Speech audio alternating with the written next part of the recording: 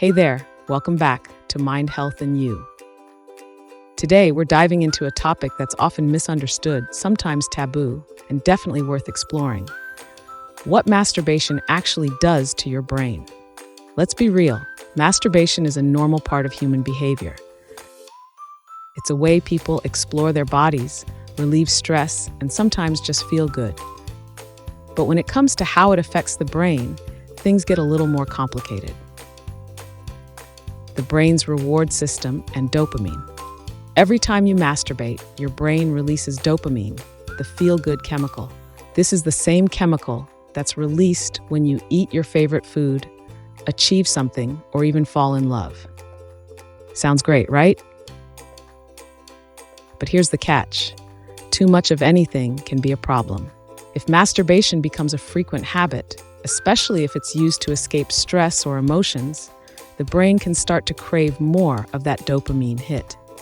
Just like with sugar or even drugs, over time, the brain may become less sensitive to dopamine.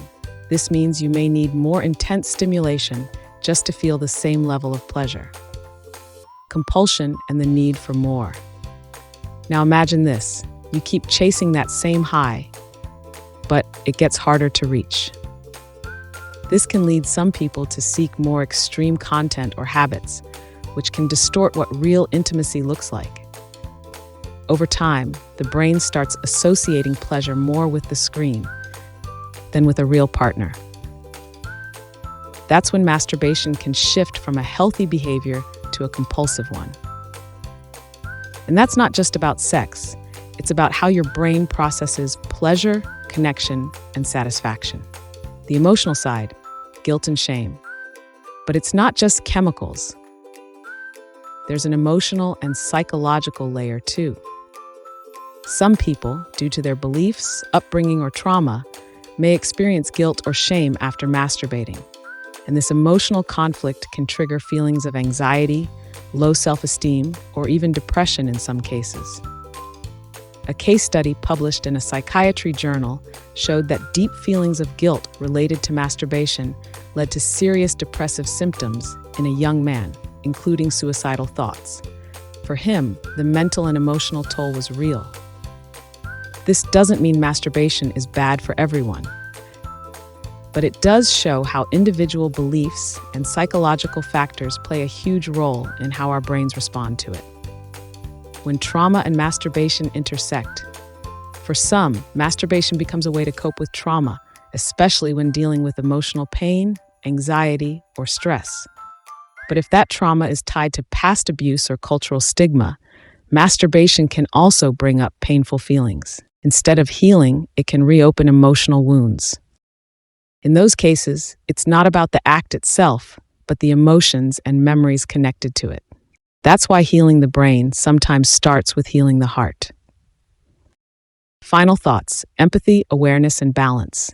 So is masturbation harmful? Not inherently. It all depends on how, why, and how often it's practiced, and what emotional state surrounds it. When done mindfully, masturbation can be part of a healthy lifestyle.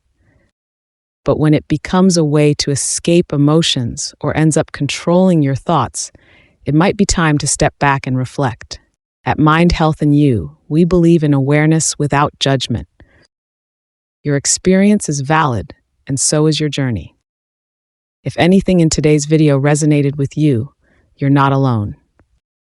Understanding how masturbation affects the brain can help you build a healthier relationship with your body, your emotions, and your mental health. If you're struggling or have questions, consider talking to a therapist or mental health expert. There's no shame in seeking help. And if you want more videos like this, hit that subscribe button and let us know what topic we should explore next. Take care of your mind. Be kind to your thoughts, and we'll see you in the next one.